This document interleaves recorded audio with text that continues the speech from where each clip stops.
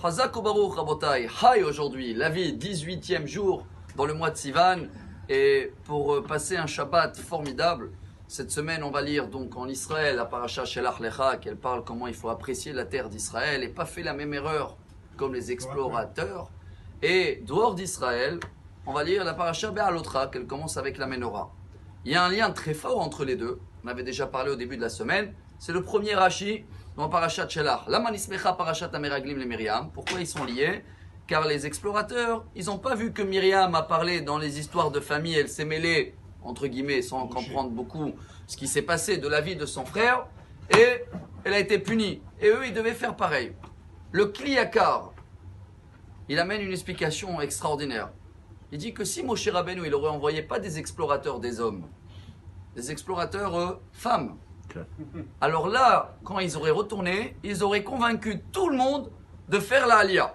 Comment on sait? Il amène la preuve que les enfants, les filles de Tselophrad, tout de suite après la faute, ils sont partis dire à Moshe Rabbeinu, nous on veut un héritage en Israël. Et je crois qu'il y a un message pour nous formidable. Dans la paracha de Be'alotra, c'est Myriam en fin de compte qui a parlé la Shonara. Aaron, apparemment ça ne le concerne pas. Mon frère il fait ce qu'il veut. Donc, toutes les histoires qu'il peut avoir de famille, qui c'est en général qui se mêlent et qui risquent de parler de la belle-sœur et la belle-frère, plutôt les femmes. Mais d'un autre côté, c'est l'inverse. Dans tout ce qui est la Aliyah, dans tout ce qui est la beauté d'Israël, qui c'est qui risque de pas très bien le comprendre? Les hommes. Alors on vient de comprendre un message énorme de Shalom Bayit, chers amis.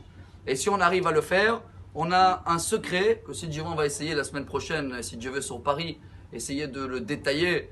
Comment on peut tirer des conseils de ces parachiotes-là pour améliorer le Shalom Bayit, pour améliorer une bonne Parnassa, et ça va influencer aussi l'éducation des enfants. En gros, ça va donner un total pour, si Dieu veut réussir, peu importe où on est, mais même si on va bientôt prévenir la Aliyah, on va réussir. Alors le message pour nous, si Dieu veut, pour que la lumière de la Menorah va éclairer notre semaine, et pour apprécier un peu plus la terre d'Israël, c'est de se rappeler, mesdames, on essaye d'apprendre le message de Myriam et de moins de se mêler dans des histoires de famille, belle famille, etc. Ça sert à rien. Et nous, les hommes, on apprend aussi à partir d'aujourd'hui d'apprécier plus la terre d'Israël, pas critiquer, peu importe, surtout pas quand on habite là, et encore plus quand on n'habite pas là, même si on ne comprend pas, il y a des choses à réparer.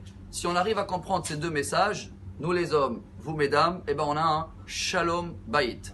Shabbat Shalom. Amar Rabbi Elazar, Amar Rabbi Hanina.